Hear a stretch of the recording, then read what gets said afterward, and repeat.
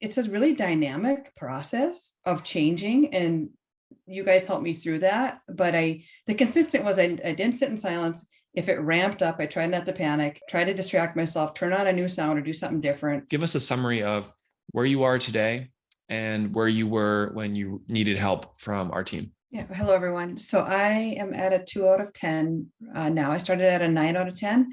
I'm 7 months, about 6.5 to 7 months into tinnitus retraining therapy with the maskers. Dr. Tracy Peck-Holcomb, audiologist with Treble Health. Tracy's going to comment here about her perspective of working with Melinda, working one-on-one over multiple sessions, seeing her progress over time.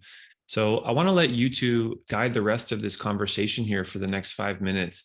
How did you improve, Melinda? And what kind of tools did you use along the way? Yeah, I agree with others that I did a little bit of random Google searching, and that was a very bad idea because I only heard negative stories and I got more afraid. And the part I left out is I was required to go on a work trip. I got to the airport and I was in the gate, had an absolute panic attack. I was having rolling panic attacks. I forgot to mention that. I could not get on the plane. So then it got even worse. And I looked up, found Treble Health finally, made a phone call, and I thought, I don't think this is real. And then, but within, someone answered right away, and I got in with Tracy, I think that afternoon. She had an extra 15 minutes and it turned right then. I'll be honest. It was the first time someone had given me hope. The first person that was positive and said, hey, I know you're suffering, because everybody else is kind of like, it's no big deal. Get used to it. You're overreacting, right? And I'm like, no, something's really wrong here. So that's kind of how it started. And then Dr. Tracy and I worked together weekly. She's absolutely amazing, saved my life, and just corrected me in a professional way to change the way I was thinking about the situation. So I can let Dr. Tracy speak now, but I can't tell you, I wish I would have found it earlier, because 2 months of this was too long.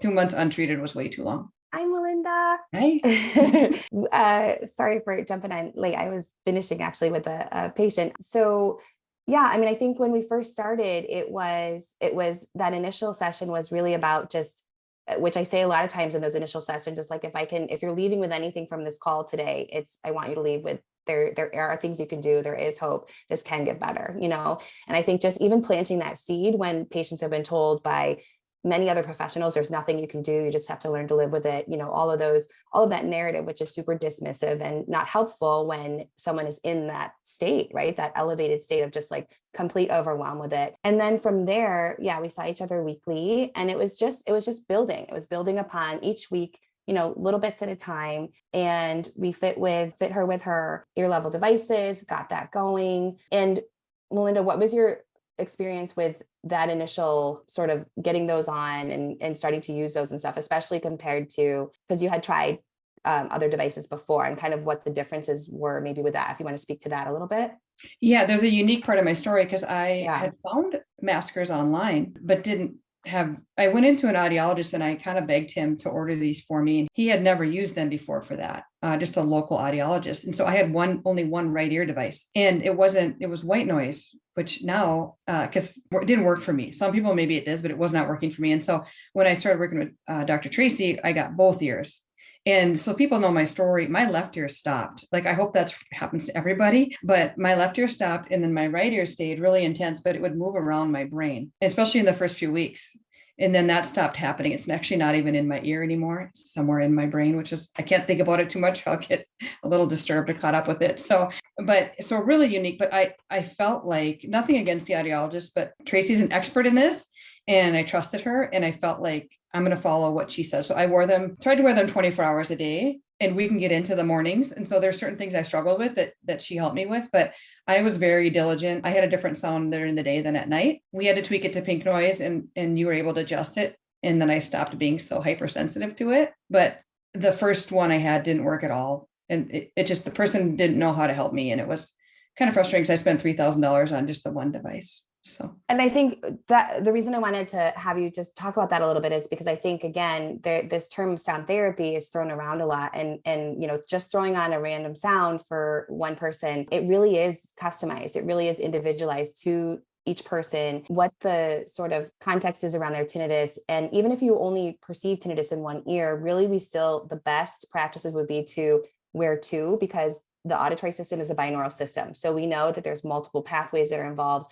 We know that if we're stimulating both sides, that maximizes that benefit in the auditory part of the brain to stimulate across the entire part of the system. And then tweaking the protocol and the types of sounds and the volume, like we made several adjustments over several months as her tinnitus started to change and get better and get lower. And as the months go on, you have to sort of adjust to the changes, right? And as things are improving. And so that piece, I think, isn't as well understood. So I that's a really important piece. And how many times did we connect and be like, all right, I think I can drop it down a little bit more, or the sound has changed. Like, what does that mean? And changing up the sound itself that you use and adding additional sounds. Like it's an ongoing adaptive process for sound therapy, right?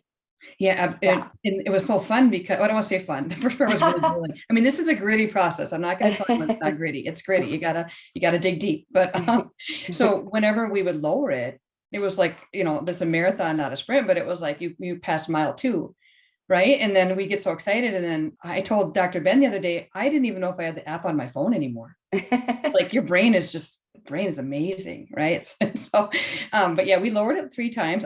I'm on the lowest level again now. But at first though, you were very patient with me because I moved the pink noise around a lot, and then we finally got to a spot. But so thank you for that. But it was a very quick adjustment. Yeah, and then I think and then I think once we sort of got into that, once you got into the routine and you're super consistent, which is the other big key factor, and using the sound therapy, every day, nighttime sound therapy and things like that, then I think we moved on to a lot more of the cognitive behavioral therapy focused kind of techniques and how to deal with the day-to-day, stress and anxiety of it. And do you want to talk a little bit about that and maybe what strategies helped you and what worked as far as that area that's equally important, I think, to the sound therapy itself?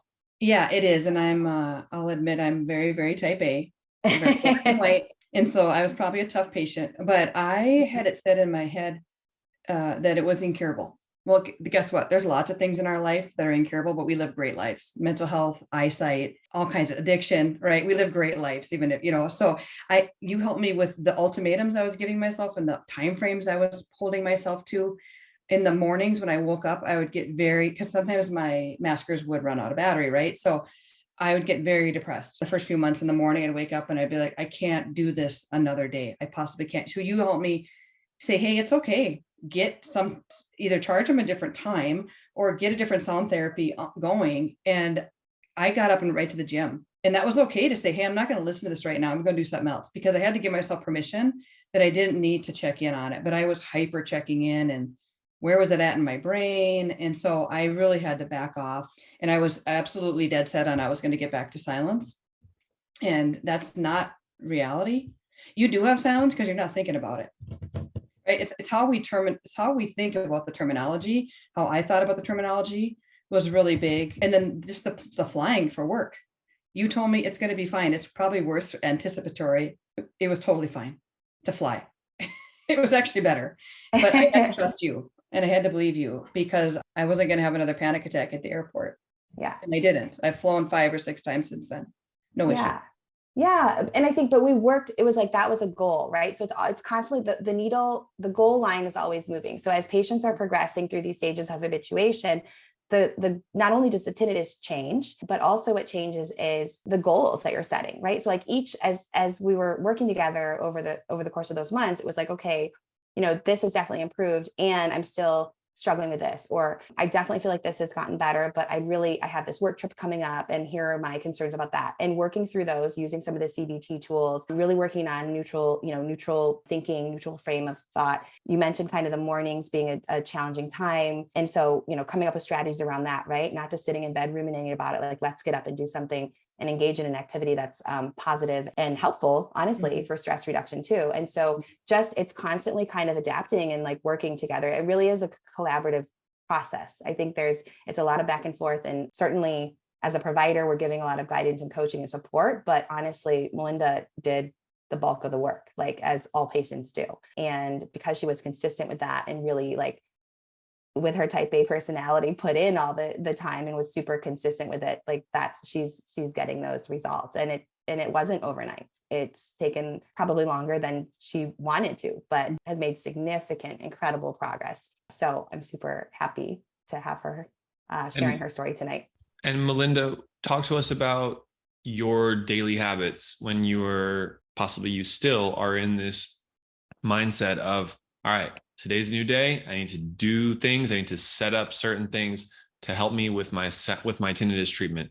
So what were your daily habits that made the difference here for you? Yeah. And I forgot to mention, I have the Sound Oasis machine because it doesn't mess with Bluetooth, right? Or your connectivity in your home. It's just on all the time. My remote office here, I work from home. Sound Oasis machine's amazing. Dr. Tracy I have 2 sleep bands, one with earbuds, which is way too loud now. But that's okay. It's too intense. And then one, just the band that I think's on the picture. I have those at night. So I did end up getting those. I also had the sleep pillow with the speakers. So once again, I go a little overboard, but I didn't sit in silence, and I would watch a lot of success stories if I was getting down. And then Dr. Ramsey one time had said, I was in a conference and I had to get out and leave the room. And she had said on a call that to listen to a thunderstorm for a little bit, something just to kind of shake it up. But I choose, people would say, oh, I listen to ocean sounds. Well, I don't like the ocean. I live in Minnesota. I just don't like listening to the ocean. So I had to customize it for me. So I do crickets at night, and during the day I listen to forest noises or birds, because that's what I would hear naturally outside once I got through the really intense phase.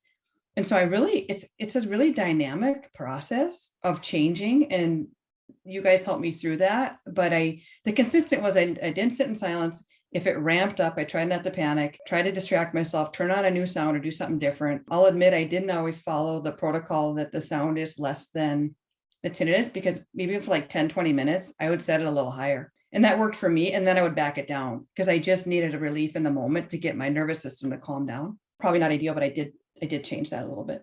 I think that's totally okay to do too. Yes, you're fine. Yes, it worked. Yeah. There's sometimes where you just, you need to kind of reset and kind of shift what's going on in the nervous system and kind of help yourself regulate. And so if that's what it does, that's helpful by turning it up a little bit. That's okay. Right. We talked about that. That's not the general sound therapy implementation. And you knew that. And so it was you also knew, okay, I also need to kind of do this right now for a little bit to just kind of reset. The other thing, Ben, that we did a lot, I think Melinda did a lot, was we celebrated the wins. So whether they seem small or big or anything in between, it's shifting the narrative. It's shifting the focus to wow, today I had, a half a day where I didn't even hear my tinnitus. That's huge, right? And so always constantly trying to point out those victories, those going on that first flight. That's huge. That's a huge win. And focusing on those things really helps to promote the entire habituation process. So yeah, I think you're still doing some of the stress reduction and just kind of the neutral thinking and everything, even now, as well as you're doing. I think there's a lot of things that I have many patients at the end of this that say, I'm going to take a lot of these strategies and techniques and tools that I've learned and continue to apply them because it's helpful with my overall health and well-being. And so there's silver linings. I know that's harder to believe in the beginning of this process, but there are a lot of things that people take away at the end that it's wow, I can continue to do this and it's helpful in this way in my life, even though tinnitus isn't a factor for me anymore. So Melinda, let's talk more about advice. So some of the common situations patients feel stuck in may have been ones that you previously felt stuck in too. So share some of your top advice, maybe advice to your former self when you were in a more dire situation here. Like I said, again, it's staying away from any negativity, even be careful who you tell in your life. You be selective about that. And so it's almost like whatever you feed, if you're going to feed the dark or the light, right? And so I tried to feed the positive with Treble all the time. And I would rewatch videos of success stories, which I mentioned. I had 5 days, I should mention, recently in Florida with in a row, almost unnoticeable tinnitus. If you would have told me that at the beginning, I said, there's no way. So I actually had to be careful not to back off too soon on the sound therapy. Customize to you. I had a note from Dr. Tracy on my computer of 10 things that would bring my nervous system down or calm me down. And it sounds funny, but I'd have to read the list out loud to myself. And I kept a journal. You're not really supposed to, but some people aren't supposed to. I kept a journal of just the wins. And I kept telling myself that this is the testimony to help others, so that there was an end game. Because if there's no end game, I could see how you could suffer You really could suffer in this. So hopefully that's helpful. I don't use anything at night anymore for the most part. Maybe something very light, but I don't wear a sleep band or I don't wear maskers at night, if that's helpful. But there's days I cried, there's days it's really gritty, there's days I was frustrated, but just keep coming back. And I would text Dr. Tracy when I landed on my first flight and said, hey, I got here. The little wins, celebrate it. All of a sudden you'll go, whoa, it's 2 hours. I didn't hear it. It's shocking, right? But it happens. And look at the research. Like Dr. Ben interviewed Jesserboff one time. Dr. Jesserboff, that's a really good video because that's science. If you're a science person and you like black and white, you like stats, you like numbers, it's proven, right? Not proven. It's the evidence leads to a certain outcome. I'll put it that way. And just keep believing that. Keep thinking it. We have a question here. Melinda, what did you find was the most helpful sound therapy if you were to awaken in the middle of the night? And then also, what was the best sound therapy for you during the day? If you could talk about the type of sound as well as what technology you used to listen to it from. Yep. So a lot of times at night and when it was intense, I used crickets, which are natural to the environment here at night. So I really liked that. But I did use the maskers, just the normal sound that was streamed in from the app, because Bluetooth wouldn't mess with that. Phone calls wouldn't, you know what I mean? It was steady and consistent. So I did use that a lot in the beginning. You're finding the mixing point. And then I switched to more forest noises. But what is really cool is on some of the apps, you can put in like a pink noise and like a bird noise. You can mix them because sometimes if you're just going to do like a bird noise or something that's inconsistent and there's no background, then you're hearing the tinnitus in between those noises and it's really frustrating. So those are really cool. Those apps where you can mix them in and be creative, have fun with it if you can. You know what I mean? Like there's a million resources out there to find a noise that you like and it's customized. And you don't have to say, well, this gentleman liked white noise. If I did white noise, I wouldn't be here right now. I wouldn't have come out of this because it drove me nuts, if that's helpful. Very helpful. And how about dealing with stress on a daily basis? Were there any specific techniques other than listening to our success stories? And you're really passing on to future individuals here after you listen to success stories. Now you're sharing yours. I think that's great. Other than hearing positivity around tinnitus and outcomes, what kind of daily exercises were helpful for you? Oh, I forgot to mention, I did the Dr. Ben's meditations, the 1 through 7, because it was nice to have it numbered. And when my mind was really scattered and panicky, I'm like, okay, it's number 1. We're doing number 1 today. We're doing number 2 today. And I just needed a really simple thing. And so those are really, really good. Now I've kind of veered off on some other things that don't always say the word tinnitus because I don't always want to think about it. So no offense, but I've kind of ventured off into some other things. But it was really helpful at first because I just needed some type of consistency. So the meditation, but I will tell you, I didn't want to admit that it was tied to my stress level or nervous system because I was a little stubborn. But if I get in traffic now or some type of situation, it ramps up. So I just have to like take a deep breath and talk to my higher power for a second and back it off. And I don't behave all the same ways I used to because I don't want to go into that red zone and spike it up, or I should say fluctuate. I don't want the fluctuations anymore. And you learn pretty quickly. Mine's not diet related at all. I thought it was low iron. I thought it was caffeine. I tried all kinds of different things and it didn't matter to me. I'm just making myself crazy trying to eat a restricted diet. Some people it is, but for me, it wasn't. Mine is nervous system related. You shared that you were able to fly. Are there any other normal everyday situations that you can do now that some months ago you thought would be impossible? I had a hard time going to church services. I had a hard time going to anywhere loud, any restaurants, I don't have hyperacusis, but it would kind of like tinny, like it would echo around. I don't have any of that anymore. The only time I hear it is like if I happen to go into a room where it's silent, I hear it then, or if I'm having like a stressful moment, I can hear it kind of ramping up. But I'm doing everything that I've had 5 or 6 trips. We're going to Greece for the summer. I'm not worried at all. It's an overnight flight, of course. The plane's fine, but bring your stuff, bring your earpiece.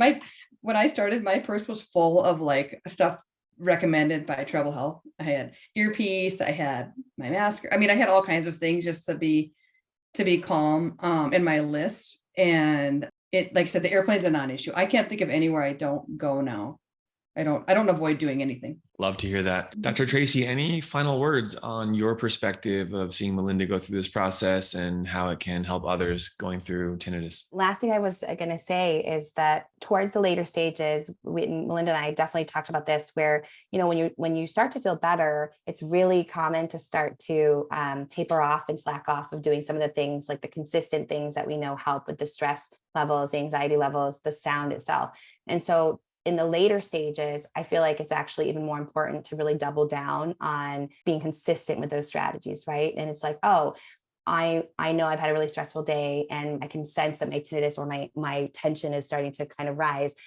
It's about being really strategic, and it's about knowing and being aware of that, and then quickly implementing the strategies that work, right? And so I think that's a common thing that comes up too. It's like naturally, as we're feeling better with this over time, that there's a tendency, just like with, if you're doing a diet, you want to lose weight, like you lose that first, 10 pounds, you're like, all right, I'm doing awesome. And then you like slowly start to eat the things again, or, exercise. So in the later stages, I think just keeping in mind that it's just as important to kind of be consistent with all of the things, right? This comprehensive approach that we're talking about. It's putting together and doing those things consistently and daily. And even once you're at stage 4, to recognize when you're feeling stressed or if you're not getting great sleep, and to really sort of like immediately, right, put into place some of those things that we know help. And the beautiful thing is that you have all the tools you need, and you know exactly what to do, and you're in control of the situation now.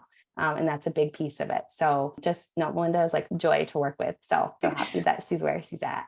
Yeah, you too. And I we're short on time, I'm sure, but I told Dr. Ben that when I graduated, I quote unquote graduated last week, yeah. I cried. And this is real. This is real work. But we're going to talk again, stay in touch. And you mentioned something I didn't say earlier. I had to give myself permission not to sit and focus on it. That was not, just do something right away, take action right away with the maskers or change the noise. That's huge. That was huge for me. Thank you. And trust what Treble's doing. Trust the research. Let yourself trust the process.